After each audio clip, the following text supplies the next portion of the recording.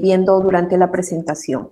Si durante la presentación alguien tiene alguna pregunta, por favor, levanta su mano virtual y me hace saber para poder interrumpir la presentación. Y vamos viendo también, a medida de que vamos avanzando, si es que por ahí sea participativa la clase, sería bueno. Bien, chicos, avanzamos entonces. ¿Cómo nosotros definimos injuria renal aguda? Siempre tenemos que tener en cuenta que hay una disminución brusca, pero sostenida, de la función renal. ¿Qué significa sostenida? Significa que a pesar de que hay una disminución de la función renal, esta se va a mantener. Y algo importante que tenemos que considerar en los pacientes con injuria renal aguda es que es potencialmente reversible. Esta condición de reversibilidad es una condición importante porque implica la posibilidad de mejora de la función renal a pesar de las condiciones con las que puede ingresar el paciente. El paciente puede tener una pérdida aparentemente total de la función renal y requerir incluso terapia de reemplazo renal, pero al considerarse una injuria renal aguda, es potencialmente reversible. Entonces, tenemos tres condiciones para definir la injuria renal aguda. Disminución que es brusca, sostenida, pero potencialmente reversible. Esta alteración, ¿qué es lo que me va a producir? Digamos, cómo se va a traducir y cómo nosotros vamos a poder diagnosticarla mediante la presencia de azoemia. Y esta azoemia está obviamente asociada a incrementos de niveles de urea y de creatinina en sangre. Seguimos. Entonces, ¿cómo nosotros podemos decir qué tan frecuente es esta injuria renal aguda? En promedio, cuando nosotros tenemos una población hospitalizada, se dice que hasta un 5% de estos pacientes tiene injuria renal aguda. Pero si el paciente ya está en áreas críticas, este porcentaje o esta incidencia de pacientes con IRA va a subir hasta un 15%. Si bien aparentemente no es un incremento muy alto, o un porcentaje tan alto, lo que sí es importante es considerar la mortalidad. El solo hecho de que el paciente tenga ya un diagnóstico de IRA establecida me indica un 50% de mortalidad solo por el hecho de tener IRA. Sin embargo, si nosotros tenemos que el paciente con IRA está en un área crítica, tiene desde 80% de mortalidad a más. Entonces, tener en cuenta eso porque la mortalidad de esta enfermedad es bastante alta. Bien, van a haber algunos factores que van a estar asociados a tener riesgo el paciente para desarrollar una IRA. Y estos factores son importantes tener en cuenta porque esto me va a prevenir de que yo tengo que tener mucho cuidado en estos pacientes y tengo que evitar en lo posible injuriar sus riñones. Por ejemplo, el paciente que ya tiene de por sí una enfermedad renal crónica previa de algún grado, nosotros tenemos que tener en cuenta que este paciente ya tiene riesgo de hacer insuficiencia renal aguda o injuria renal aguda. Entonces, mucho cuidado con los pacientes que ya tienen algún grado de enfermedad renal crónica. Si nosotros tenemos que una persona es demasiado, digamos, tiene una edad mayor a 60 años, es importante tener en cuenta, y también si es, por decir, un recién nacido. En los extremos de la edad, nosotros tenemos más riesgo de desarrollar una injuria renal aguda. Todos los pacientes que están hospitalizados o que van a ser sometidos a una cirugía mayor tienen riesgo de desarrollar IRA. Tener en cuenta los pacientes que tienen falla multiorgánica, porque también cualquier condición que esté fuera de lo habitual respecto a otros órganos pueden desarrollar alguna condición de hipoperfusión renal y dañar los riñones. Si nosotros tenemos que los pacientes cursan con deshidratación o incremento de la osmolaridad sérica por alguna otra causa, también tenemos que el paciente puede cursar con IRA. Y la anemia también se considera como un factor de riesgo de injuria renal aguda.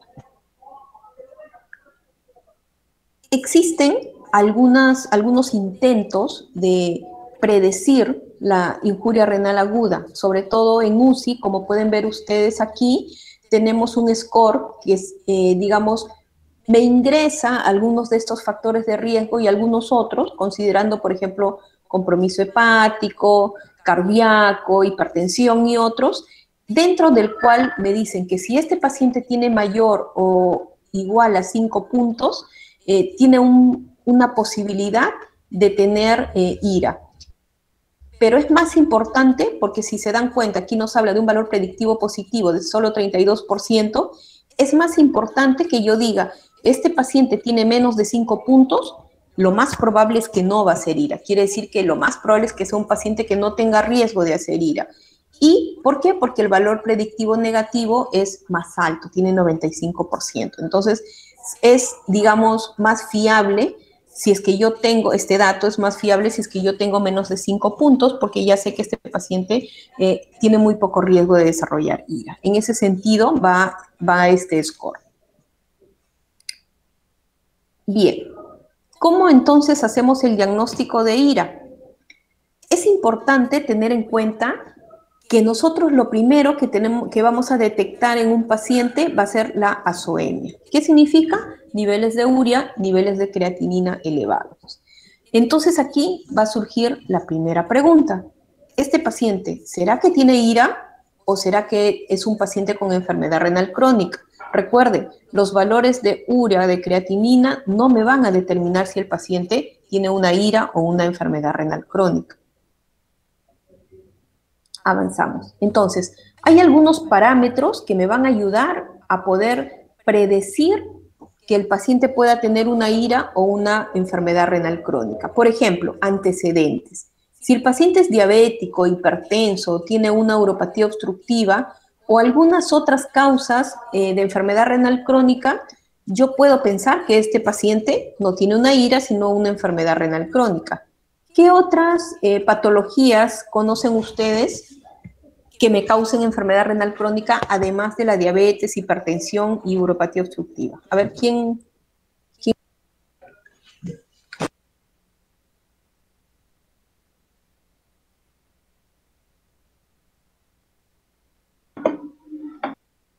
Doctora, poliquistosis renal. Poliquistosis renal es una causa importante de enfermedad renal crónica. ¿Quién más? Amiloidosis, doctora. Amiloidosis también. Vamos, chicos. Lupus. Lupus, eritematoso sistémico también. Neuropatía obstructiva. Sí, está aquí la uropatía obstructiva. De repente has querido decir litiasis urinaria, también es una causa de enfermedad renal crónica. Una nefritis tubulointersticial, doctora, crónica. Ya, pero sería causada ¿por qué? Porque recuerda que la nefritis intersticial es una consecuencia o un tipo de daño, ¿no? Por ejemplo, ¿qué me causaría una nefritis intersticial?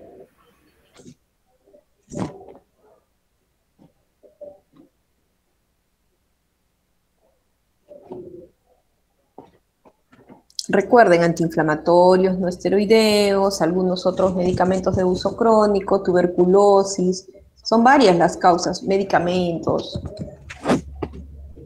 algunas infecciones crónicas. ¿Qué más?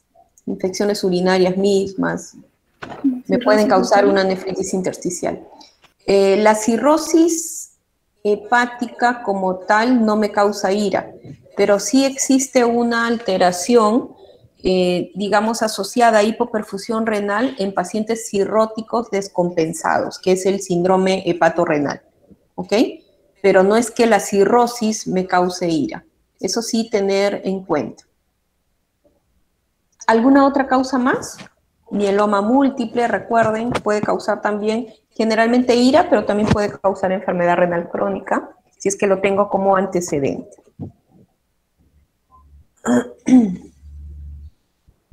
Bien, de todas esas causas que hemos mencionado de enfermedad renal crónica, ¿cuál creen ustedes que es la que más frecuentemente causa enfermedad renal crónica? Ya deben haberlo revisado.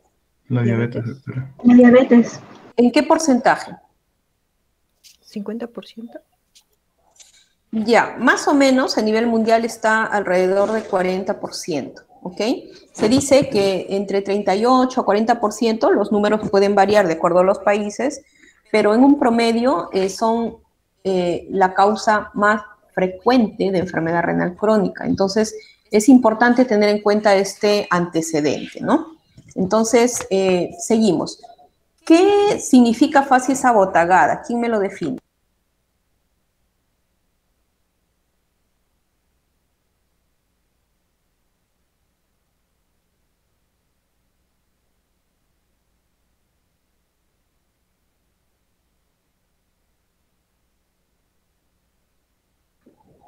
¿A qué se refiere con facies abotagada?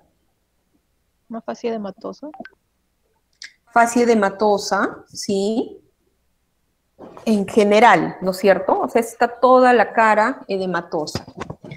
Generalmente los pacientes con injuria renal aguda no tienen facies abotagada, ¿ok? Porque el paciente con enfermedad renal crónica como que va a ir lentamente acumulando, digamos, este volumen de más en el tejido intersticial y además de tener edemas en otras zonas del cuerpo, va a cursar con facies abotagada. ¿Alguien puede, digamos, decirme qué característica tiene el edema de causa renal?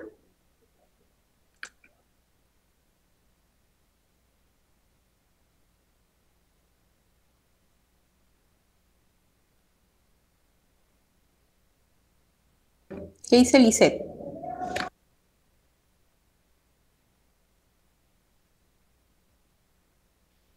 Doctora, ¿sería el edema palpebral y la palidez? Sí, y digamos, ¿en qué momento del día, por ejemplo, se presenta? Recuerden, cuando hablamos de características, tienen que hablar de varias condiciones que se asocian a un síntoma o a un signo, ¿no? Entonces, ¿en qué momento del día, por ejemplo, se presenta este edema palpebral? ¿Todo el día, más en algún momento del día? ¿Cómo es? ¿Cómo es su comportamiento? Generalmente se presenta en las mañanas y va disminuyendo conforme avanza el día. Así es, el paciente despierta con edema palpebral, ¿no? Es una de las características del edema renal. Bien, entonces, si yo tengo entonces un paciente que tiene antecedentes de alguna enfermedad que causa enfermedad renal crónica, facies abotagada, podría sospechar de que el paciente tiene enfermedad renal crónica. Si yo tengo que el paciente tiene anemia, ojo, y además tiene palidez terrosa, lo más probable es que sea enfermedad renal crónica. ¿Por qué? ¿Por qué? Porque es probable que este nivel de hemoglobina ha ido disminuyendo lentamente y ya se asocia a una condición clínica que se llama palidez terrosa, que es una característica importante del paciente con enfermedad renal crónica. Sin embargo, tener en cuenta que yo puedo tener pacientes con IRA y que cursen con anemia. ¿En qué caso se puede dar? ¿Una hemorragia? En casos de hemorragias o pérdidas sanguíneas. ¿Y en qué otros casos?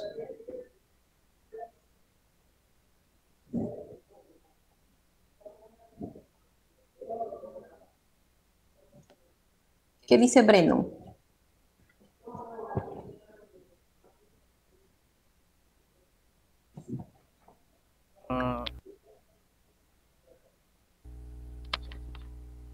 ¿Me escucha?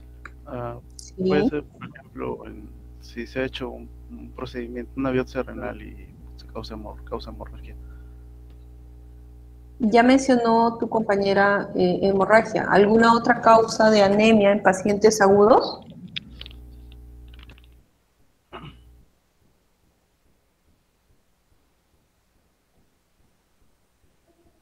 ¿Qué dice Carla?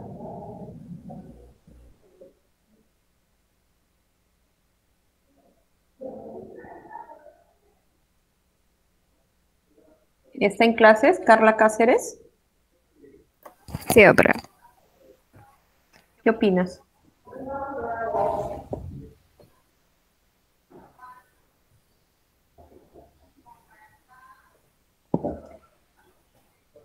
¿Cuál sería otra causa de anemia en pacientes agudos? Por ejemplo, una anemia hemolítica. Anemia hemolítica. Muy bien. Y tú misma, Carla, a ver, ¿qué otra condición me causaría, digamos, anemia en el paciente crónico, ya no agudo, ojo, además de la enfermedad renal crónica? ¿Consideras que, digamos, la clásica, digamos, teoría de que el paciente con enfermedad renal crónica tiene anemia por déficit de eritropoyetina es como tal, o hay alguna otra causa de anemia en estos pacientes?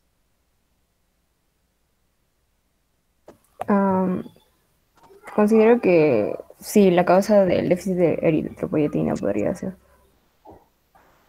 ¿Es la única causa de anemia en pacientes con enfermedad renal crónica? Doctora, también creo que el mismo ambiente urémico afecta a los hematíes, haciendo que vivan menos tiempo. Y también hay algunas deficiencias de vitaminas como B9, por ejemplo. ¿Algo más? ¿Podría ser anemia por enfermedad crónica, doctora? Recuerden que la anemia por enfermedad crónica tiene una causa, ¿ok? Entonces, digamos, ¿cómo se produce esa anemia? En el caso del paciente con enfermedad renal crónica, lo clásico que nosotros conocemos es déficit de eritropoyetina, y su compañero mencionó algunas otras posibilidades por déficit de algunas vitaminas, pero ¿algo más? ¿Qué dice Claudia?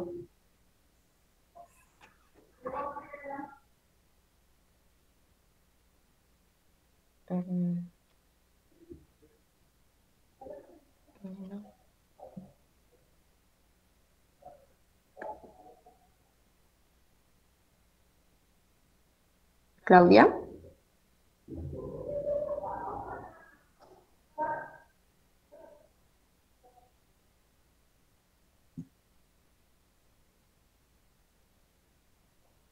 ¿La están escuchando? Porque yo no la escucho.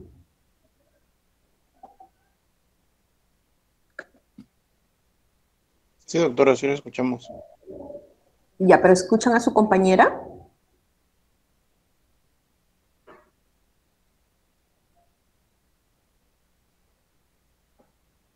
No, doctora. Ah, ok. Claudia, ¿tienes algo que opinar? Si no, para pasar con otro compañero, por favor. Tienen que estar atentos a la clase, chicos, por favor.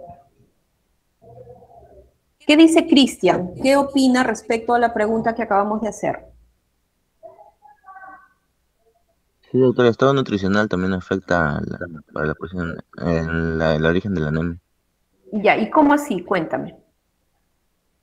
Los pacientes urémicos normalmente también están constantemente con náuseas y por eso también tienen disminución del apetito. Ya, ¿y qué más? Estamos hablando de la anemia. ¿Cómo así se va a producir la anemia?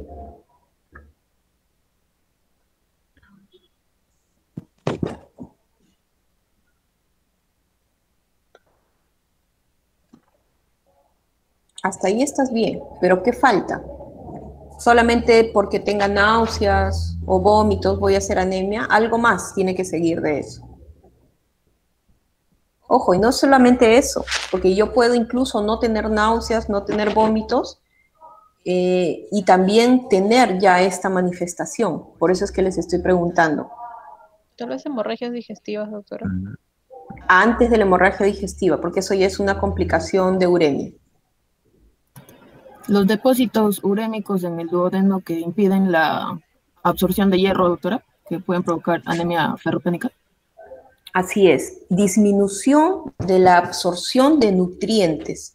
Eso es una de las primeras complicaciones que se da y que son causa de anemia. Y en este caso, como ya lo dijo su compañera, eso va a condicionar a que haya déficit de hierro.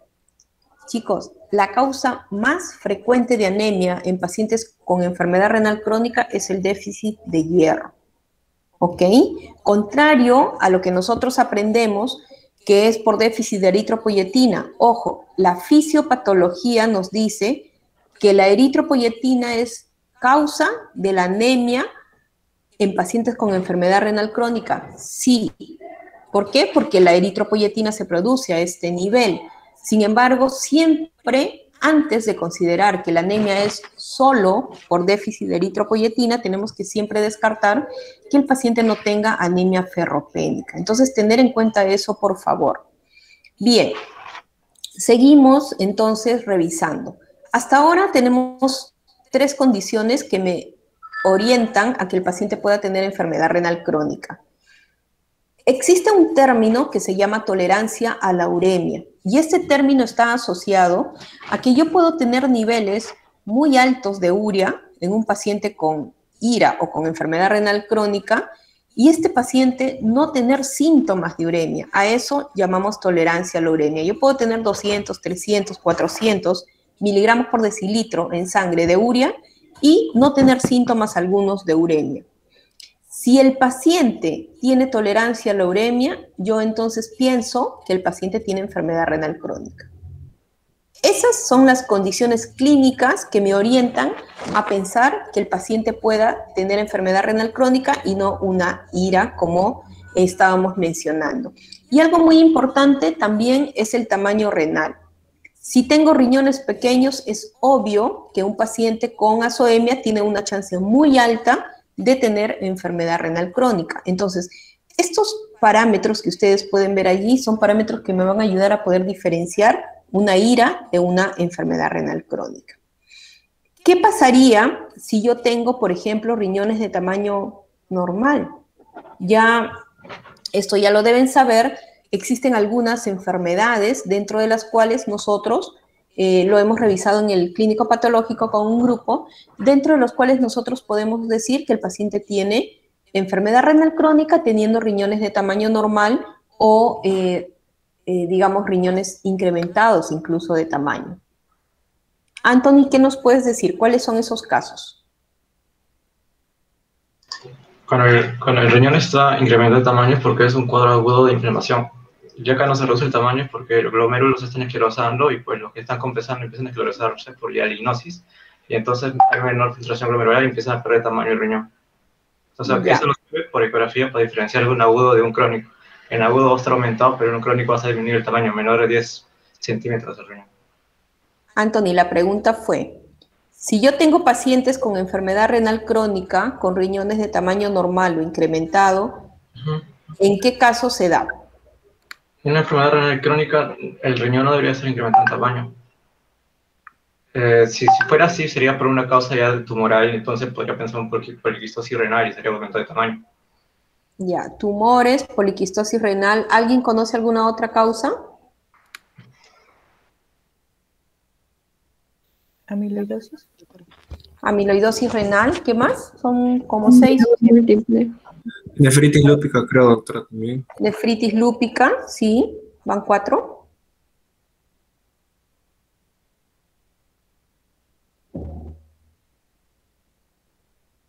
¿Alguien conoce alguna otra causa? La misma diabetes, no se olviden, no necesariamente va a tener disminución del tamaño renal. Toda condición que me lleve a infiltración de otro tejido que no sea el riñón no va a permitir que los riñones disminuyan de tamaño. ¿Ok? Existe una causa que no es tan frecuente, que es la trombosis de vena renal, que también, digamos, a pesar de que el paciente sea crónico, va a cursar con riñones de tamaño normal o incluso incrementado.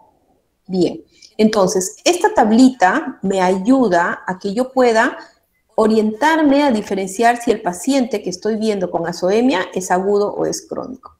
No necesito tener más de 1, si es que, por ejemplo, tengo, como ya lo dijo su compañero, riñones pequeños, lo más probable es que el paciente sea crónico. Y si es que no tengo, digamos, la posibilidad de discernir con el tamaño renal, ya me voy a ver la parte clínica, ver tolerancia a la uremia, si tiene anemia con palidez terrosa, o se descarta otra causa de anemia, ¿no? Como ya vimos que son sangrado o anemia hemolítica, y las otras condiciones clínicas como el antecedente y la fasis abotagada. Avanzamos entonces. Bien. No sé si han llegado a revisar, pero esta es una clasificación que se utilizó desde el año 2004 para poder definir en esa fecha lo que se llamaba falla renal aguda. Y esto se hizo con la finalidad de poder tener criterios más exactos, porque había muchos términos que se utilizaban alrededor de falla renal aguda, como por ejemplo insuficiencia renal aguda, injuria renal aguda, falla renal aguda, necrosis tubular aguda incluso, que hasta el día de hoy algunos todavía utilizan. Sin embargo, se decidió en este momento en consenso llamar falla renal aguda a esta condición de disfunción aguda renal. Se planteó en ese momento la clasificación Rifle, como pueden ver en inglés, son, digamos, una mnemotecnia de riesgo, injuria, falla, pérdida y enfermedad renal terminal, como se denominaba hasta ese momento. ¿Qué es lo que llama la atención en esta nueva clasificación? ¿Qué me dicen?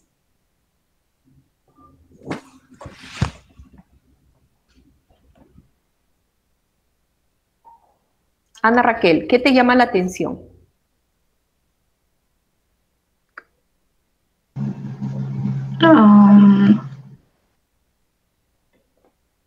La verdad, doctora, desconocía, bueno, exactamente la clasificación, no sabría decirle qué podría haber variado o algo así.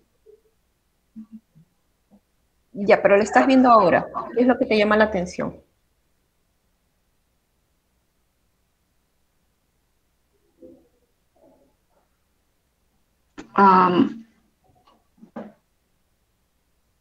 Bueno, de repente que tome en cuenta la tasa de filtración glomerular y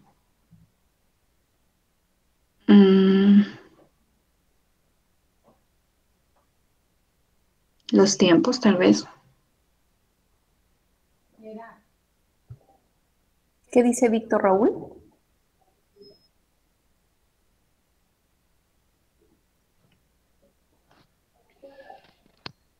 Tal vez el hecho de que podemos ver que está,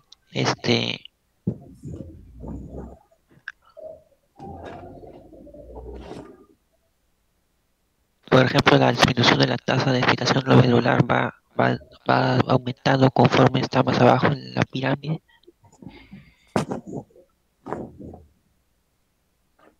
Eso nomás podría observar, doctora. Yatsen.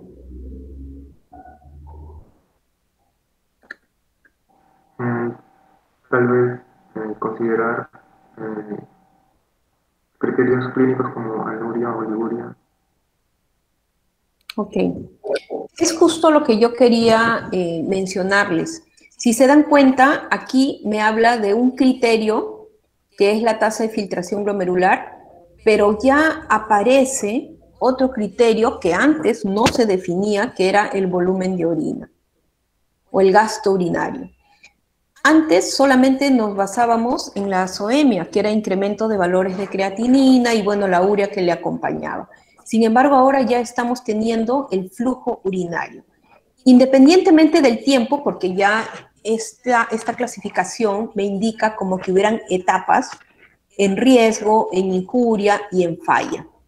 Cuando yo tengo al paciente en falla, es un paciente que ya está cursando con oliguria y ya me está cursando también con una falla renal aguda establecida. En ese momento es el nombre que se le dio a la IRA, considerando cuando ya había compromiso estructural. Y, como pueden ver allí, necesitaba que el valor de creatinina previo se triplicara o que la tasa de filtración glomerular disminuyera hasta un 75%. Pero también hay un parámetro allí que me habla del valor de creatinina en sangre. Bastaba que, siendo agudo, el paciente tenga un valor mayor o igual a 4 miligramos por decilitro de creatinina para poder decir que ya estaba en falla el paciente. Entonces, riesgo, injuria, que es como que los riñones recién están en riesgo de dañarse, están injuriados, pero no hay compromiso estructural todavía, y en falla ya tienen compromiso estructural. Algo más que agregó aquí la clasificación de Rifle es que si esa falla renal aguda se mantenía por más de 4 semanas, el paciente ya tenía pérdida de función renal. Pero si ese mismo paciente pasaba 3 meses y continuaba requiriendo diálisis, significa que ese paciente ya quedaba como una enfermedad renal crónica estadio 5, ¿ok? Entonces, esta clasificación Rifle nos trajo, digamos, a un nuevo criterio de poder diagnosticar la insuficiencia renal aguda, que en ese momento le denominaron falla renal aguda. ¿Avanzamos? Posteriormente vino, digamos, otro grupo y trajo una nueva clasificación, que es la clasificación AKI o AKIN. 30 segundos y me dicen qué diferencia hay con las primeras tres partes de la clasificación Rifle. Si puedes avanzar una más, creo que hay un comparativo, Juan Luis. Sí, ahí está, Rifle arriba y AKIN debajo. Revísenlo y tienen 30 segundos y me dicen cuáles son las diferencias. Me lo dicen por el chat, por favor, y luego preguntamos. ¿Qué diferencias se encuentran entre Rifle y AKIN?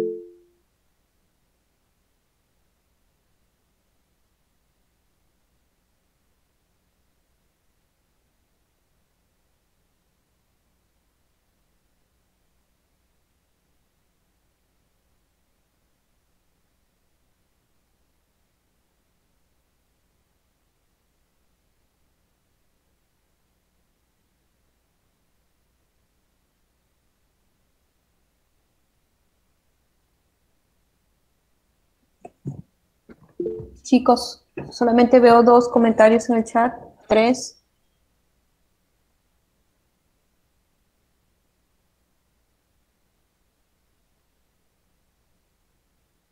Ok, una diferencia importante que han acotado sus compañeros es que en AKI o AKIN ya no se considera la tasa de filtración glomerular.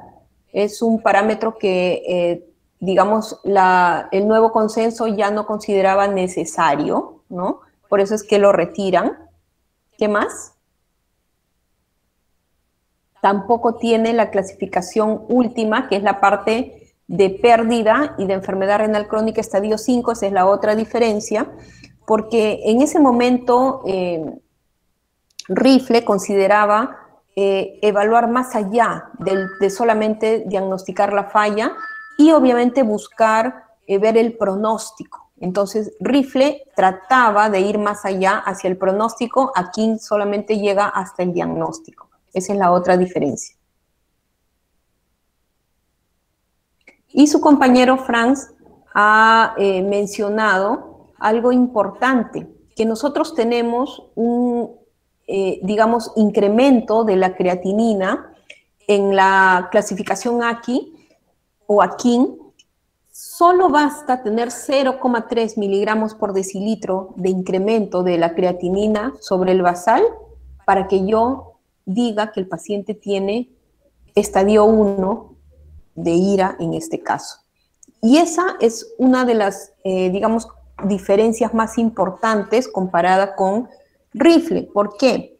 Porque nosotros tenemos que muchas veces esperábamos a que la creatinina suba hasta 1.5 sobre el basal y de repente podríamos detectar antes. Por eso es que con 0,3 miligramos por decilitro estamos agregándole una detección más precoz, por decirlo así, ¿no? Entonces, esas son las 3 diferencias entre Rifle y AKI o AKIN.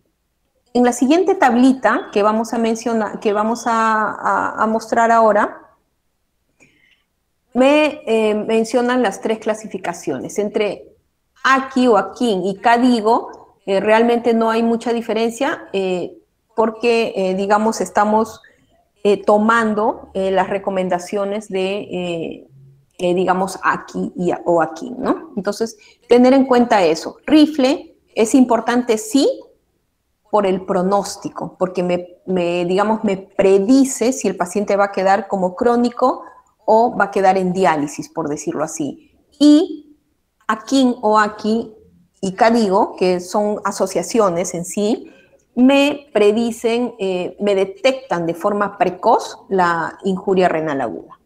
Bien, la que sigue, por favor.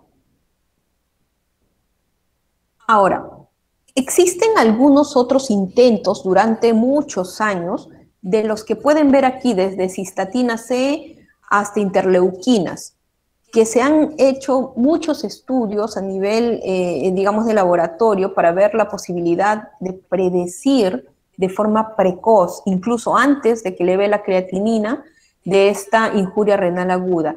Incluso ahora ya se habla de mezclarlos, o sea, no solo la cistatina C, sino cistatina C más, Enegal, por ejemplo, y se está haciendo hasta intento de generar un panel, como un grupo, como un score de marcadores, pero hasta ahora no hay ningún marcador solo, ni en panel, que me indique que sea más precoz para detectar la injuria renal aguda. Independientemente de que ya se utilice alguno de ellos, digamos, no es que vaya a ser tan importante para predecir o para disminuir la morbimortalidad de estos pacientes. Entonces, tener en cuenta eso, no es que no se haya buscado, no se haya procurado tener un diagnóstico más precoz, pero el problema es que a pesar incluso de que se ha encontrado este diagnóstico precoz, no tenemos manera de que esto sea costo efectivo para nuestra realidad. ¿Seguimos?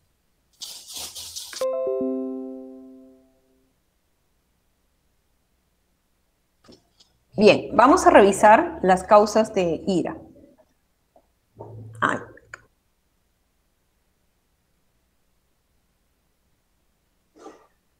Dentro de lo que son las causas de IRA, tenemos que la causa más frecuente como causa única es la hipoperfusión renal. Pero, ¿a qué creen ustedes que se refiere cuando pongo multifactorial?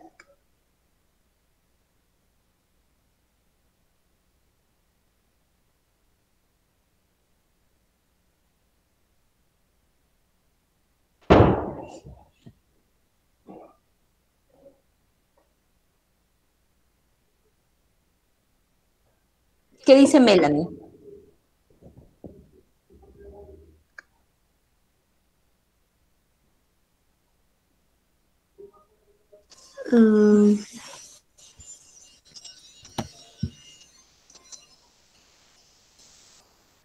Podría referirse a no sé, otras causas ambientales, exógenas podría ser. Ya, pero las causas están aquí. Cuando yo hablo que como causa única es hipoperfusión renal y pongo también como causa única nefrotóxicos y las otras. ¿Pero a qué se refiere multifactorial? ¿Qué mensaje me quiere dar con eso? Que no solamente depende o que no solamente es por una causa, que también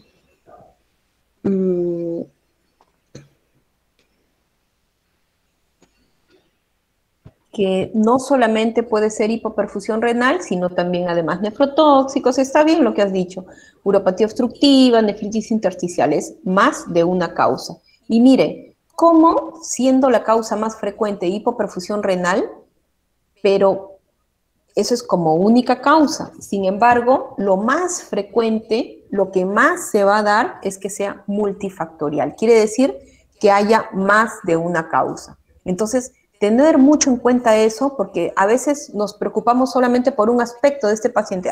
Ya, vino por pérdida de volumen y me aboco a esa pérdida de volumen. Pero el tema es que de repente no es la única causa y tengo que ir más allá, abrir más mi panorama para poder definir si es que existe otra causa. Entonces, quedamos, lo más frecuente es que es multifactorial, y si hablamos de una única causa es hipoperfusión renal, pero obviamente es bastante menos frecuente, ¿no? La que sigue. Bien, hemos entonces detectado a nuestro paciente con azoemia, ya definimos por ese cuadrito que hemos reparado, que es una IRA y no una enfermedad renal crónica, y considerando que el paciente tiene hipoperfusión renal, como primera causa, que es la causa más frecuente, como causa única, la siguiente pregunta que viene es, ¿esta hipoperfusión renal ya será una IRA establecida, que según mi rifle es F y según mi AKIN es aquí 3? ¿O todavía estamos en una azoemia prerrenal? ¿Se trata de cuál de los dos? ¿Qué me dicen?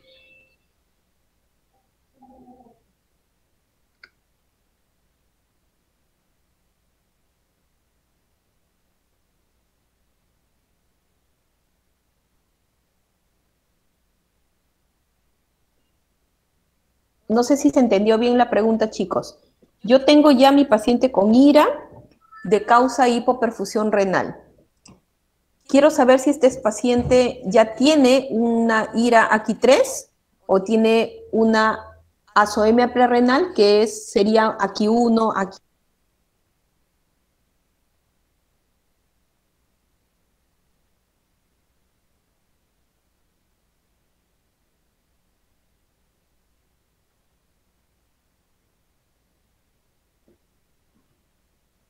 Doctora, ¿nos escucha?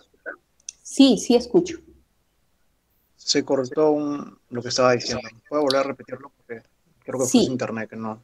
Sí, tengo algunos problemas. Tengo un paciente con azoemia. Ya sabemos que este paciente tiene IRA.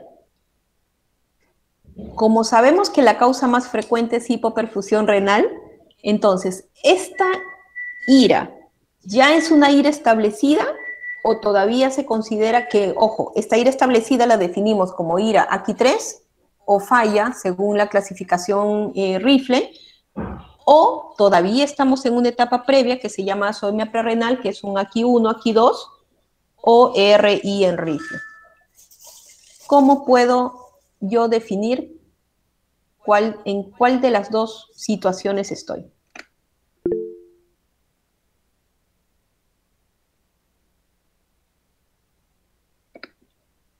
El valor de creatinina no siempre me va a ayudar, chicos. Hay algunos otros parámetros que me ayudan a ver eso. La orina, doctora, la diuresis.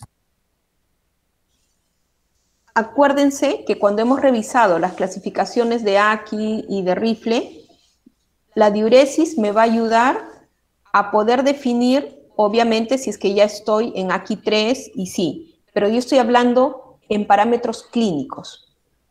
Creo que mejor pasamos a la siguiente diapositiva para poder mejor. Seguimos. Quiero saber si la hiperperfusión renal es aguda o no. Robinson, ¿tienes algo que opinar?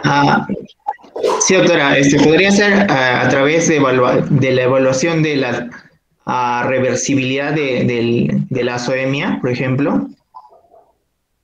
Ya, pero para eso, tendría que esperar que pase el tiempo. Estamos en el momento, ¿cómo haríamos?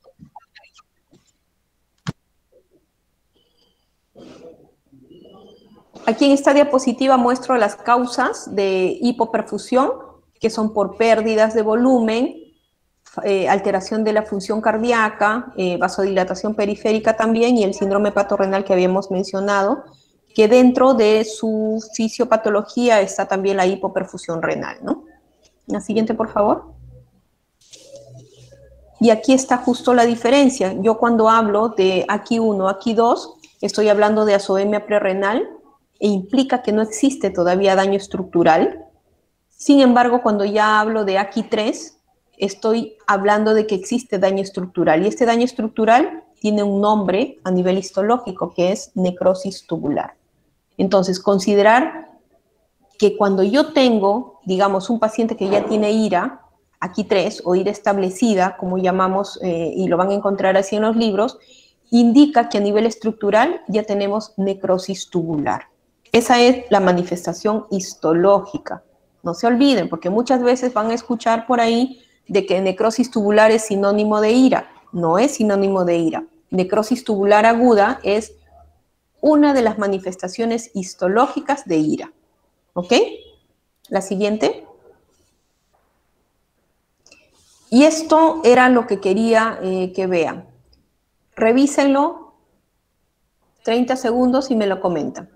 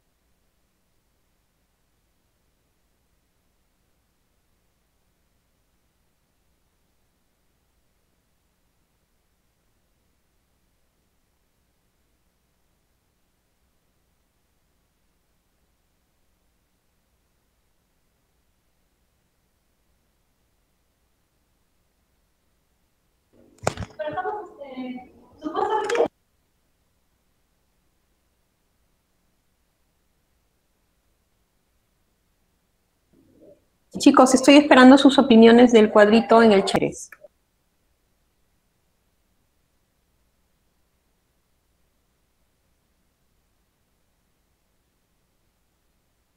Concentración urinaria, nosotros vamos a tener que el paciente que tiene una ira establecida va a tener ya, digamos, perdida esa capacidad de concentrar la orina. Puede incluso el paciente estar deshidratado, pero va a tener una orina diluida.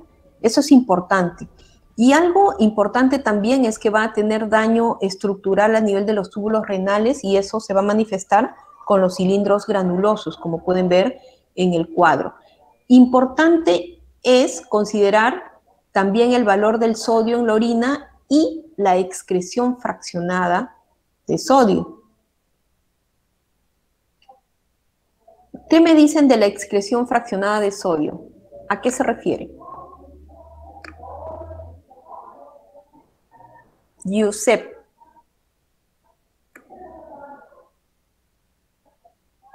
Sí, doctora, me parece que se refiere a la relación entre el sodio y la creatinina en orina y sérica, ¿no? O sea, creatinina sérica y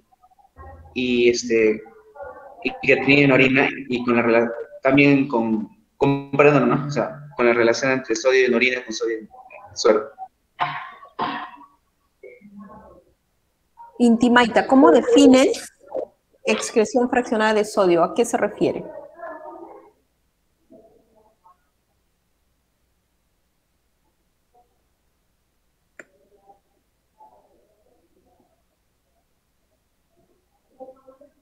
Intimaita Escalante.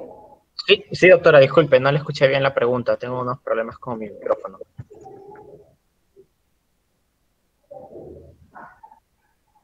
Jack, ¿puedes repetirle la pregunta, por favor, a tu compañero?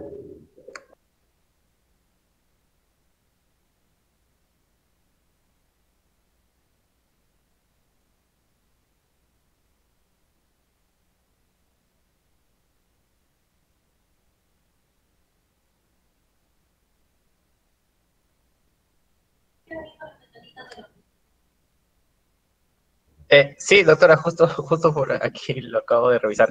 Sobre la excreción fraccionada de sodio, bueno, no tengo una definición exacta, pero según al menos lo que entendía, era una forma de comparación, al menos una forma de calcular la orina que es filtrada y reabsorbida en sí, me parece, algunas partes del riñón de forma específica. ¿Qué nos puede decir gracias. ¿Qué nos puede decir su compañero Jack Inga? Sí, doctora, estaba de acuerdo también, es sobre la...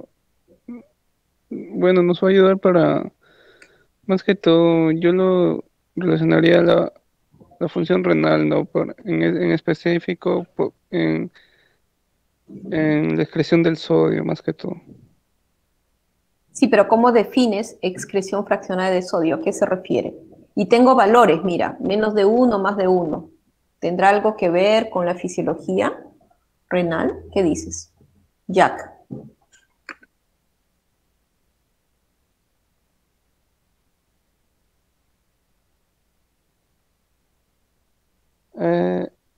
Es la cantidad de sodio que sale del cuerpo, doctora, a través de la orina, comparada con la filtrada.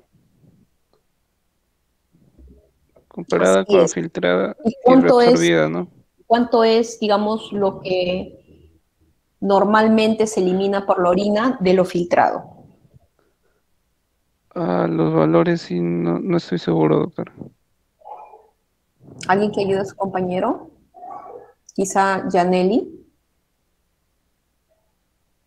Sí, doctora, no tengo el dato exacto, doctora. No se olviden que es menos del 1%, exactamente 0.7%. Menos del 1%, Santiago. Por eso es que la excreción fraccionada de sodio normal se considera menos de 1. Entonces yo, si tengo una excreción fraccionada de sodio mayor a 1, significa lo mismo, que los riñones han perdido la capacidad de retener el sodio por esta hipovolemia que está presentando el paciente y por eso va a estar incrementada, implicándome ya daño estructural. Entonces, estas condiciones que estamos viendo en el cuadro me indican daño estructural a nivel renal y ya nosotros hemos visto que el daño estructural que se manifiesta histológicamente es necrosis tubular aguda. La siguiente, por favor. Y aquí está la formulita de sodio, excreción fraccionada de sodio, considera los valores de sodio y de creatinina en sangre y en orina, que me implican que, digamos, cuál va a ser el valor de la excreción fraccionada de sodio. También tenemos, avanza por favor, la posibilidad ahora de calcularlo online sin necesidad de aprenderse la formulita. Entonces, eso nos puede ayudar, teniendo obviamente los valores, a poder predecir si el paciente tiene o no tiene una IRA establecida. La siguiente. Como habíamos mencionado, la IRA por hipoperfusión me puede dar algunas alteraciones como cilindros celulares, por ejemplo, y en algunos casos también pérdidas de células epiteliales, ¿no? Entonces, tener en cuenta que, y esto se da por daño tubular también. La siguiente, por favor. Habíamos mencionado también que el daño histológico que se evidencia es necrosis tubular aguda. Ustedes pueden ver, si me ayudas, Juan Luis, con el puntero, hay algunos túbulos renales que están, digamos, indemnes con esos puntitos oscuros que ven, que son los núcleos celulares, y hay algunos otros, como esa flecha negrita que se evidencia hacia el lado izquierdo, en la que nosotros podemos ver que hay pérdida de esos núcleos celulares, pérdida de la célula en sí, de los túbulos, ¿no? No todos los túbulos están en buenas condiciones, hay células que ya no tienen núcleos, que han perdido su borde en cepillo, y eso me condiciona a un diagnóstico de necrosis tubular aguda. La siguiente.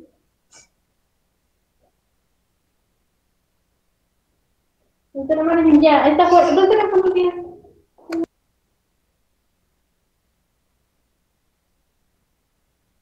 Disculpen, chicos, un ruido extraño. Esto también es una foto de necrosis tubular aguda, en la cual podemos evidenciar, según las flechitas, la pérdida de los núcleos celulares y, como pueden ver allí, la pérdida del borde en cepillo. Entonces, tener en cuenta eso, porque los túbulos renales no necesariamente van a estar destruidos, por decirlo así, sino vamos a ir viendo que se va perdiendo de a pocos. Ahora, importante es que estos túbulos renales se pueden regenerar y estos túbulos renales pueden recuperarse. Entonces, ¿por qué? Porque ya hemos visto que la incuria renal aguda es una entidad potencialmente reversible. ¿La que sigue? Bien, como segunda causa tenemos los nefrotóxicos. Vamos a revisar que pueden haber nefrotóxicos exógenos y endógenos. Exógenos, todo aquello que nosotros podemos administrar y que puede producir daño renal agudo. Y tener en cuenta también que existen nefrotóxicos endógenos, como ya en algún momento alguno de sus compañeros ha mencionado, por ejemplo, la hemoglobina, en caso de que haya hemólisis, o la mioglobina, en caso, por ejemplo, de rhabdomiólisis, incluso la bilirrubina, en caso de pacientes que tengan cualquier condición que haga que eleve la bilirrubina, también ya se considera la hiperbilirrubinemia como causa de insuficiencia renal aguda o de incuria renal aguda. Existen algunos depósitos, dame un segundo todavía con la diapositiva anterior, por favor. Existen algunos depósitos de cristales, por ejemplo, ácido úrico, oxalatos, calcio, que me pueden orientar a que también son causantes, por ejemplo, la hiperoxaluria, la hipercalciuria, la hiperuricosuria, que se van a depositar a nivel de los túbulos renales y me pueden producir daño directo o nefrotoxicidad directa. Entonces, tener cuidado con aquellos pacientes con hiperuricemia o que tengan también antecedentes de hiperoxaluria, aquellos formadores de cálculos, y, o que tengan también hipercalcemia, porque todo eso se va a eliminar por la orina y va a hacer que se puedan acumular a nivel tubular, ¿no? Entonces, la nefrotoxicidad, nuevamente, puede ser exógena o puede ser endógena. La siguiente. Uropatía obstructiva es, digamos, más fácil de evaluar en pacientes agudos, porque generalmente el paciente se muestra con anuria. El paciente con anuria va a tener, digamos, clínicamente a la evaluación globo vesical. Recuerden eso. Y algo importante, es, digamos, la causa de ira más rápido de tratar. ¿Por qué? Porque yo diagnostico la ira por uropatía obstructiva, permeabilizo la vía urinaria y resuelvo el problema de la ira. Entonces, tener en cuenta eso. Para los exámenes nos podemos ayudar con imágenes, inicialmente una ecografía que tiene muy alta sensibilidad, y en caso de que no podamos hacer una tomografía, hasta una radiografía me puede ayudar, por ejemplo, a detectar una litiasis en alguna zona de la vía urinaria, ¿no? Entonces, uropatía obstructiva, recuerden, para que haya ira, hay una condición, o está la obstrucción en la uretra, o en la vejiga misma, o es bilateral, si es que es a nivel de los uréteres o vías superiores, porque si no, siempre habría uno de los dos riñones que estaría, digamos, teniendo una vía urinaria permeable. Tiene que ser, para que me cause ira, o bilateral si es superior, o ser inferior, ¿no? La siguiente, por favor. Glomerulonefritis, esto ya lo han visto en las clases previas, cualquier condición que me lleve a síndrome nefrítico o nefrótico, o puede ser también a ambos lados, las causas ya las conocen, lupus, vasculitis, amiloidosis, etcétera, que me pueden causar una ira, tener en cuenta la condición clínica de una glomerulonefritis rápidamente progresiva, que puede incluso en 2 meses todavía ser una ira, ¿no? Entonces, tener en cuenta eso. Ya saben cómo se diagnostica por medio de biopsia renal, y el tratamiento va a depender de la causa, o si es primaria, del tipo histológico, ¿no? Entonces, es otra causa de ira la glomerulonefritis. La siguiente. Aquí nosotros tenemos, ¿qué es lo que ven allí, chicos, en ese examen de orina? ¿Qué me dicen? Giordano, ¿qué ves ahí? Sí, doctora. Cilindros. Ya, tenemos dos gráficos. Uno que está hacia arriba a la izquierda y el otro debajo. ¿Dónde ves cilindros?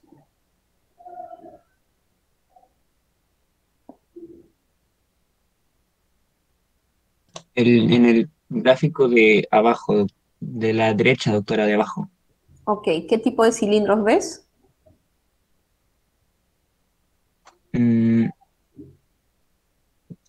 Creo que son los cilindros de tipo grasos. ¿Qué me puede decir Melanie?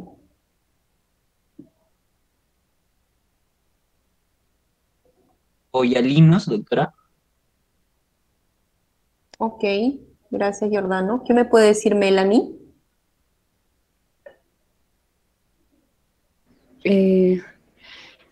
Sí, creo que podríamos encontrar cilindros hialinos. Ya, la pregunta fue, ¿qué es lo que ves en las dos fotos que están allí? Cilindros granulosos. ¿Qué cosa me está representando en la foto que está arriba a la izquierda?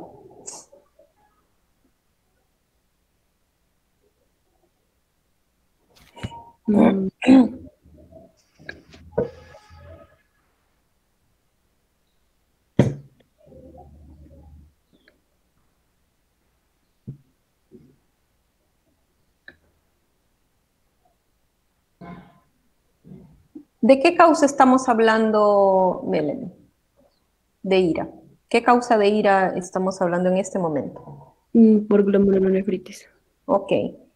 ¿Y la ira por glomerulonefritis generalmente está asociada a síndrome nefrótico o nefrítico? Sería en este caso nefrítico, hematuria. Ok. Entonces, este gráfico superior izquierdo es hematíes. Están redonditos, con su halo alrededor. Si tuviéramos un microscopio birrefringente, ¿ok? Sin embargo, estos son hematíes, los que están redonditos como un anillo, hematíes normales. Pero ustedes pueden ver allí que hay otros que son similares y que no tienen la misma estructura redondeada, sino que tienen estructuras adicionales, como se muestra en la flecha, o incluso han perdido esa forma que se está dando, como se ve en la flechita. Y eso tiene un nombre que se llaman crenocitos, hematíes dismórficos, que son un signo patognomónico del síndrome nefrítico. Nunca se olviden. Y debajo lo que pueden ver simplemente es un conglomerado de esos hematíes en cilindros, que son cilindros hemáticos. Sí, también se les llama crenocitos, solo que es con C. Entonces, seguimos con la siguiente diapositiva. Nefritis intersticial, que era una de las causas posibles, digamos, o uno de los mecanismos posibles de ira y que son causadas por infecciones, enfermedades sistémicas mismas o medicamentos, ¿ok? ¿Cómo nosotros diagnosticamos? Pues idealmente una biopsia renal, que no se pide necesariamente, o si vemos que el paciente tiene algún proceso infeccioso, pedimos cultivos, o si pensamos en alguna enfermedad sistémica, pedimos serología direccionada hacia esa enfermedad sistémica. Y el tratamiento obviamente va a depender de la causa, ¿no? Cultivo, serología o biopsia renal en caso de que sea raro, nosotros vamos a indicar una biopsia, ¿no? El manejo, repito, de acuerdo a la causa. La siguiente. Es una causa poco frecuente, pero también se da de ira y puede ser una obstrucción vascular arterial o venosa. Cuando yo sospecho de una obstrucción venosa, una trombosis de vena renal, generalmente son pacientes que tienen condiciones de tener riesgo de hipercoagulabilidad. Por ejemplo, un paciente con síndrome nefrótico, neoplasias u otras condiciones de hipercoagulabilidad, como el síndrome antifosfolipídico, por ejemplo, que me curse de un momento a otro con azoemia e incremento de la proteinuria. Este paciente, yo tengo que sospechar que tiene una trombosis de vena renal. ¿Cómo lo diagnostico? Con una venocabografía o un Doppler mínimo. ¿Y cómo lo trato? Anticoagulando al paciente. ¿Cuándo sospecho de una obstrucción arterial? En todo paciente que tiene riesgo de embolismo arterial, que curse con dolor lumbar, hematuria y obviamente incremento de los valores de creatinina. ¿Cómo lo diagnostico? Mediante una arteriografía. ¿Y cómo lo trato? Con una cirugía de urgencia, porque no hay otra opción, está, digamos, obstruida esa vía arterial, ¿no es cierto? Entonces, esta causa es rara, pero se da. ¿Y en quiénes tenemos que sospechar? Repito, paciente con obstrucción venosa, paciente con riesgo de hipercoagulabilidad y obstrucción arterial con pacientes que tengan riesgo de embolismo arterial, aquellos pacientes a los cuales hacen cateterismos, por ejemplo, y que tengan antecedentes de una hipercolesterolemia muy alta, o de repente tener ateromas, antecedentes de este tipo. Hay una enfermedad ateromatosa generalizada que es frecuente en pacientes fumadores, por ejemplo. Tener en cuenta eso porque hay riesgo de que el paciente haga IRA por obstrucción vascular. La siguiente. Entonces, hasta ahora nosotros ya hemos aprendido a diagnosticar IRA, ¿cierto? De acuerdo a Rifle primero, a King luego, hemos visto a definir cuál es la posible causa de IRA. Ahora, ¿cómo se va a dar la evolución de la IRA? ¿Qué opinan ustedes? ¿Esa IRA va a ir de frente, como lo dice aquí en este cuadrito, de IRA a enfermedad renal crónica? ¿Qué me dicen?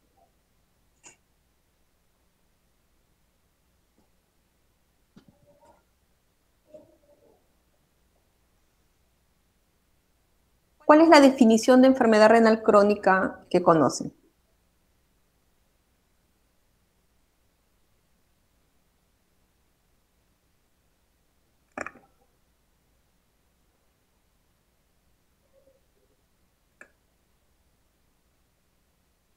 ¿Qué dice Nelly Andrea? Un daño funcional o estructural a nivel del riñón mayor o igual de 3 meses en lo que es renal crónica.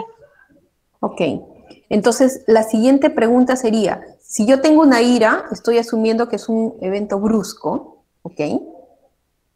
¿Y qué pasa entre mi evento brusco y los 3 meses? ¿Todo ese tiempo va a ser IRA? ¿Qué dice Piero?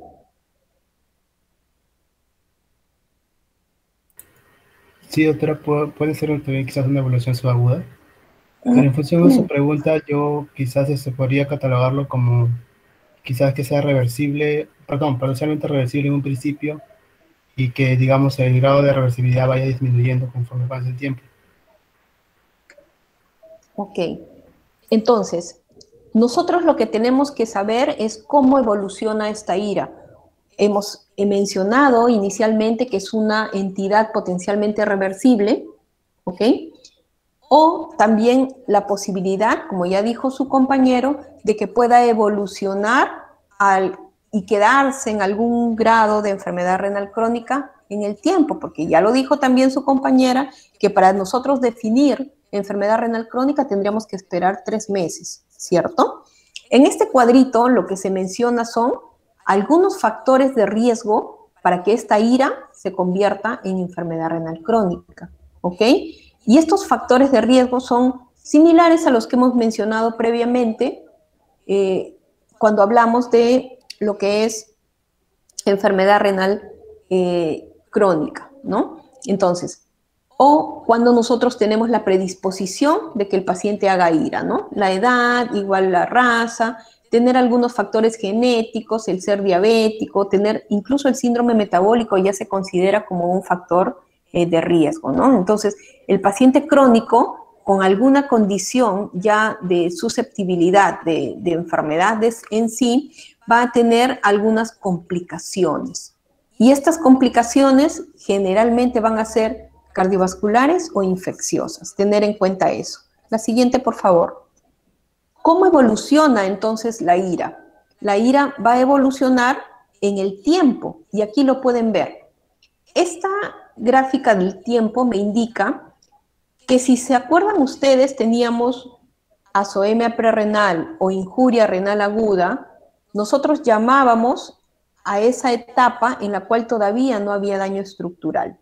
Y desde que inicia el evento, tenemos hasta 48 horas para poder tratar a este paciente y evitar que llegue a la ira establecida, que ya sería el AQI 3, según nuestra clasificación. Entonces, desde el día 0, donde inician los síntomas, hasta las 48 horas, sería el tiempo máximo que tendríamos para manejar a este paciente. Si está recibiendo nefrotóxicos, suspenderlos. Si es que está con hipoperfusión renal, mejorar esa condición de hipoperfusión renal, etcétera, ¿no? Dependiendo de la causa. Igual, si es que tiene una uropatía obstructiva, resolver esa uropatía obstructiva antes de las 48 horas.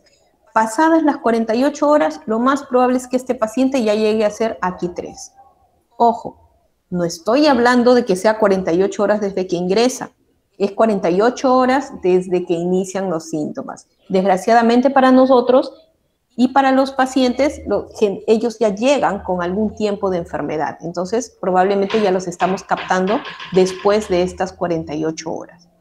¿Y hasta cuándo se llama ira? Miren, hasta el día 7. Después del día 7, ya no se llama ira, deja de llamarse insuficiencia renal aguda y se convierte en enfermedad renal aguda. AKD, Acute Kidney Disease, entonces le estamos llamando ahora enfermedad renal aguda. La ira se convierte en ERA durante todo el tiempo hasta los 3 meses en que ya se llama enfermedad renal crónica. ¿Y por qué lo separan así? Porque, como ya lo dijo su compañero, en este tiempo, desde los 7 días hasta los 90, tiene chance todavía o de recuperar su función renal o de quedarse en algún grado de enfermedad renal crónica.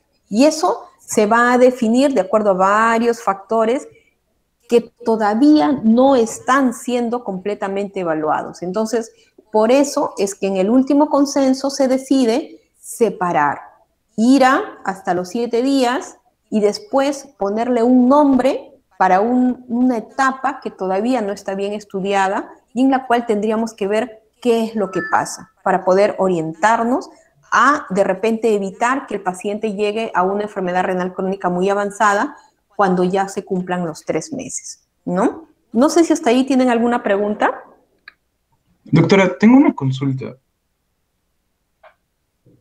Si es que en este caso, por ejemplo, estuviéramos usando la clasificación de Rifle, que por lo que tengo entendido, la R envolvería menos pacientes que un AQ1, entonces podría perder tiempo para esas 48 horas.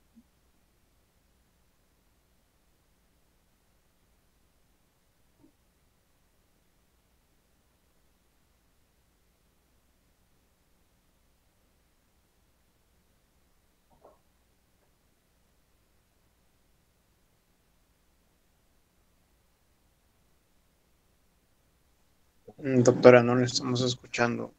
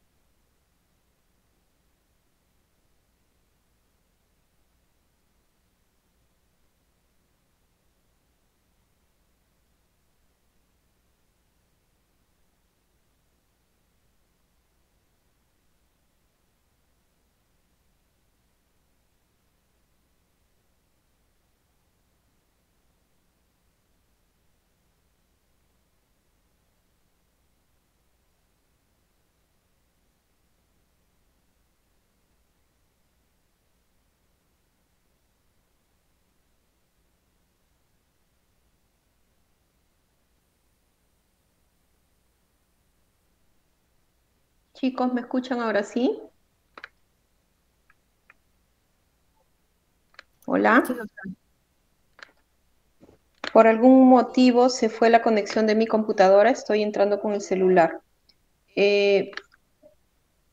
¿Podrías Sí, doctora.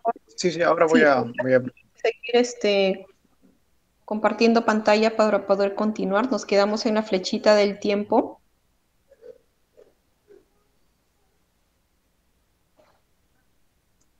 Ok, entonces vamos a seguir con el celular. Estamos ahora entonces ante una nueva clasificación asociada en el tiempo, en la cual ya tenemos una nueva etapa que tiene que ser estudiada y en la cual nosotros tenemos que ir agregando cuáles son las complicaciones, cuáles son los posibles datos y algo en la cual nosotros vamos a poder saber qué es lo que pasa en esta etapa. Nos quedamos en las preguntas y uno de sus compañeros estaba opinando y ahí fue donde se fue la conexión.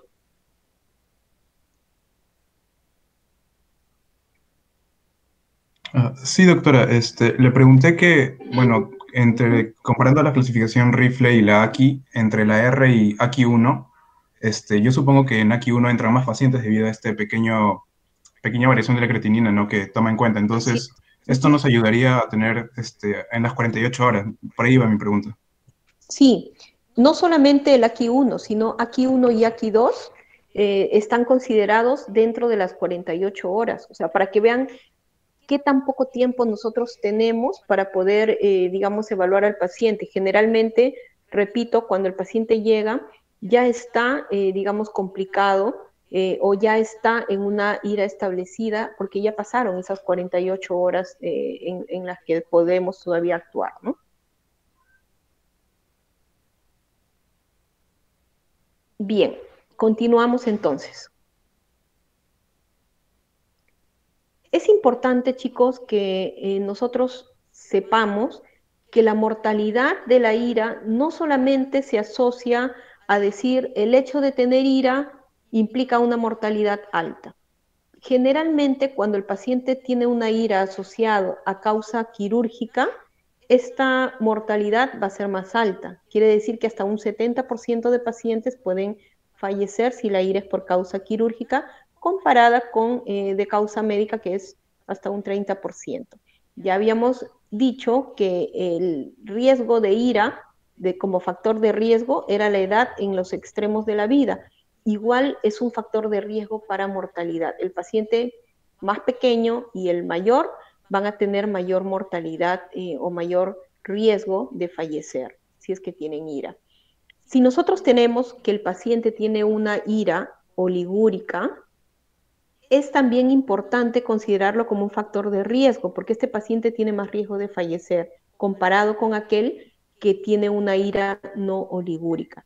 Chicos, eso no significa que yo debo dar diuréticos para que el paciente, digamos, mejore su orina y ya no sea oligúrica. La ira oligúrica es, digamos, el paciente espontáneamente deja de miccionar y de nada vale que yo administre diuréticos porque eso no va a cambiar el pronóstico del paciente.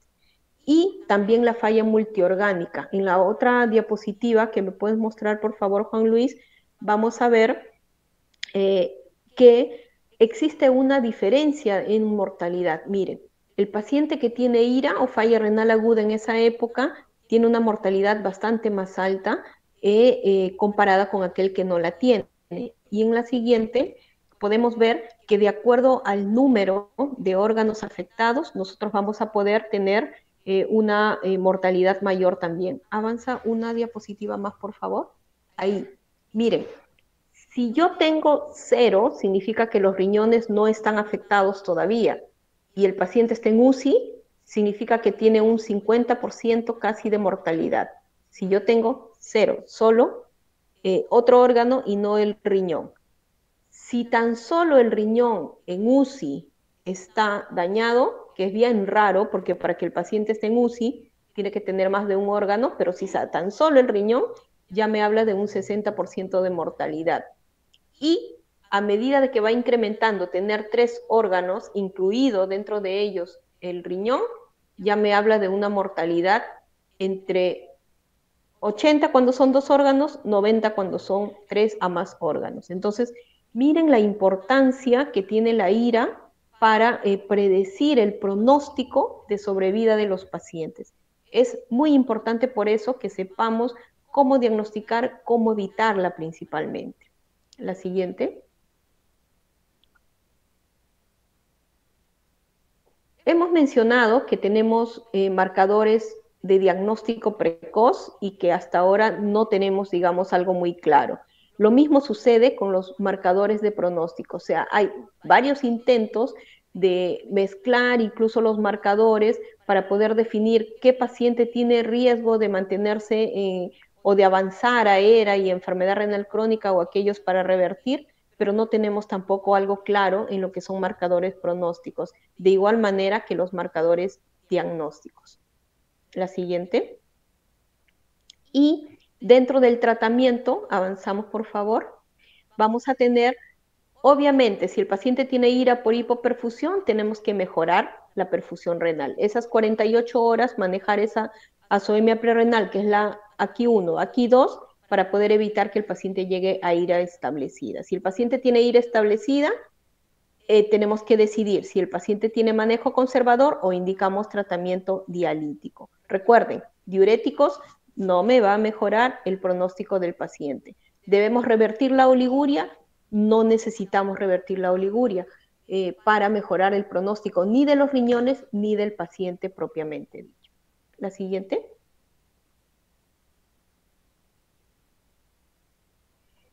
Esto es lo que les había mencionado. Desde hace muchos años ya está definido que el dar diuréticos o hacer que la IRA oligúrica se convierta en no oligúrica vaya a mejorar el pronóstico, eso no existe, ¿no? Entonces, en la fase de esta fase oligúrica, de nada vale que demos diuréticos, que hagamos que el paciente orine, porque igual los riñones, si es que el paciente no recupera, se van a volver crónicos, y si el paciente tiene riesgo de fallecer, igual va a fallecer con o sin diuréticos, convirtiendo o no en no oligúrica esta azoemia, ¿no? Entonces, tener en cuenta eso.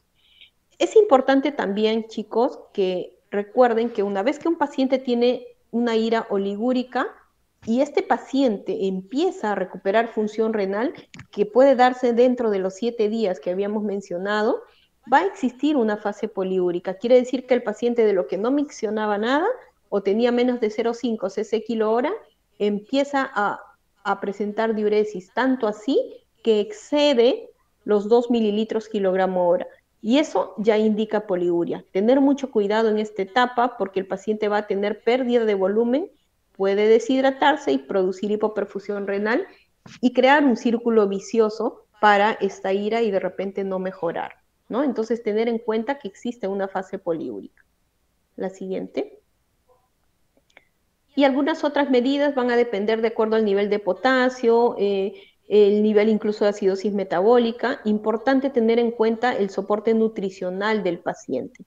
El paciente que, digamos, se alimenta de forma adecuada tiene mayor posibilidad de sobrevivir que aquel que no se alimenta de forma adecuada. Entonces, el apoyo nutricional mejora el pronóstico. Si el paciente no puede recibir por vía oral, voluntariamente se coloca una sonda nasogástrica y si está contraindicada la administración, digamos, enteral, tendríamos que administrar los alimentos por vía parenteral, ¿no? Una nutrición parenteral.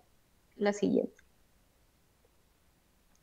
Ya habíamos mencionado la acidosis metabólica, que es un factor importante y en el cual si es severa tenemos que indicar diálisis, ¿no? La siguiente. Si nosotros estamos viendo que nuestro paciente está recibiendo un nefrotóxico, tenemos que suspenderlo. Y algo importante, si bien existen algunos intentos de una clasificación de tablitas en pacientes con IRA para poder decir cómo voy a corregir los medicamentos en IRA, no hay un consenso al respecto. Entonces, ¿qué es lo que se hace? Considerar que el paciente con IRA establecida tiene función renal cero y utilizar las mismas tablas que utilizamos para pacientes crónicos, en las cuales hay un ítem que menciona tasa de filtración glomerular menos de 10 y considerar esa dosis de los medicamentos. Medidas profilácticas es lo más importante. Nosotros tenemos que, si está infectado el paciente, combatir toda infección. Si el paciente tiene, digamos, una sonda Foley, tenemos que retirarla. Si es que no tiene uropatía obstructiva, no tiene razón de ser una sonda vesical. Y algo importante, evitar el uso de catéteres adicionales. Obviamente, si requiere diálisis, necesita un catéter. Si requiere monitoreo de la, digamos, presión arterial o una vía endovenosa central, pues tendrá que ponerse, pero tratar de evitar en lo posible vías endovenosas, catéteres, etcétera, ¿no? Porque son riesgo de infección. La siguiente. Y nuevamente, evidencia en IRA. Por más de que se hagan más estudios, por más de que se intenten medicamentos y otras cosas, no hay nada que haya demostrado hasta el día de hoy, ni siquiera mejorando los tipos de diálisis, que nos haya ayudado a mejorar el pronóstico de vida del paciente con IRA. Ese es el objetivo, finalmente, incluso hallando el diagnóstico precoz y todo, hasta el momento no hay nada que no sea la prevención, que no haya o no me oriente a mejorar el pronóstico de IRA. La siguiente. Y la diálisis. ¿Cuándo indicamos diálisis en un paciente con IRA? Generalmente hay algunos criterios, que nosotros decimos criterios de urgencia o de emergencia. Los que están subrayados son criterios de emergencia. Recuerden, urgencia, tengo tiempo para actuar hasta 24 horas, y emergencia es ya, en el momento.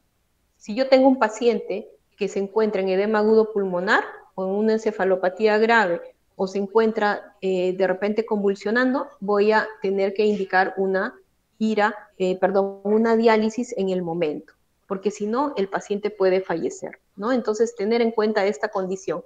Y todas las otras que no están subrayadas son criterios de urgencia, que quiere decir que nosotros tenemos la posibilidad de poder actuar hasta dentro de las 24 horas que vienen, ¿no? La siguiente, por favor. Nosotros cuando tenemos tratamiento al paciente, ya le indicamos la diálisis, no significa que solo existe un tipo de diálisis.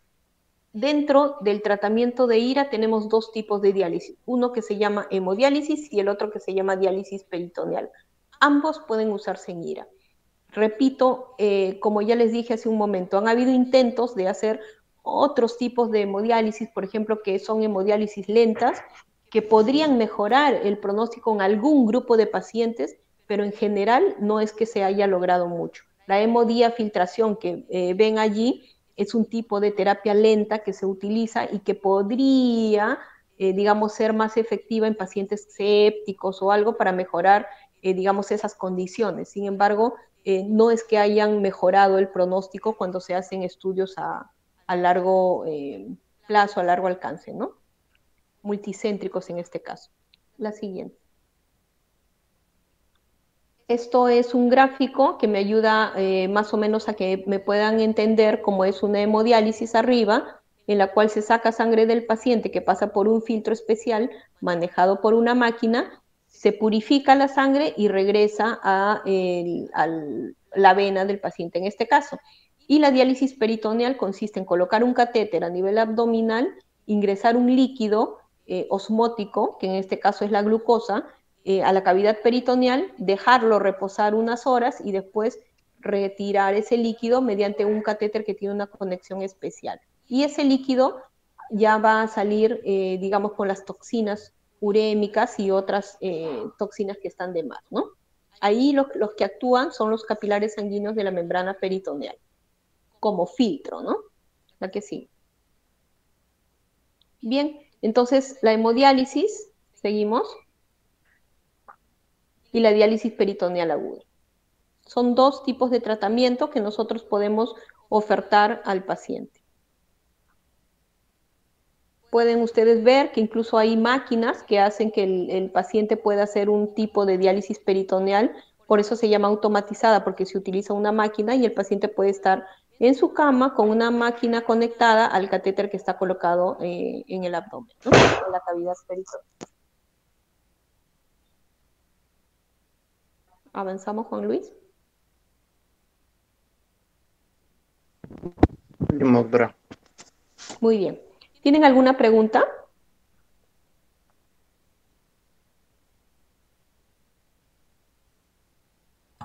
Doctora, tengo una pregunta respecto a a la clasificación, ¿no? Entonces sería correcto clasificar a un paciente que viene con una insuficiencia renal aguda tanto por Akin como por rifle, entonces.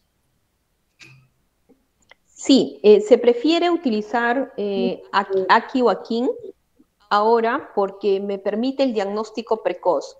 Y si te das cuenta, cuando revisamos rifle, la diferencia, digamos, o el plus que tenía estaba asociada más al pronóstico, pero el último consenso en el cual ya me habla de la evolución de la enfermedad, ya me quita digamos, ese factor pronóstico que tenía rifle, ¿no? Entonces, lo correcto ahora es utilizar Aki o Akin, que es lo mismo, Aki 1, Aki 2 y Aki 3 para diagnóstico, y después ver nuestra línea del tiempo y ver en qué lugar nos ubicamos con nuestro paciente. Está con la etapa de injuria, que es muy raro que lo ubiquemos ahí, está en IRA, está ya en ERA o está en enfermedad renal crónica, ¿no? Eso es lo correcto ahora. Está bien, doctora, gracias. ¿Alguna otra pregunta, chicos? Doctora, yo tenía una pregunta con respecto a la evolución de la IRA. ¿Cuál es el término que se utilizaría entonces para decir esta progresión de la IRA, pero que ya pasa de los 7 días, ¿no? O sea, ya dejaría de ser aguda. Pero si hemos... aguda. Disculpe, doctora, no la escuché. Habíamos mencionado enfermedad renal aguda. Es el término a partir de los 7 días hasta los 90 días. Ah, ya, gracias, doctora.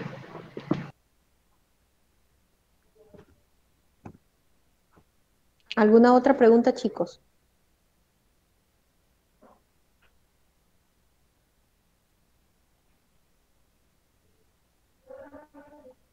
Bien, si no tienen ninguna pregunta, entonces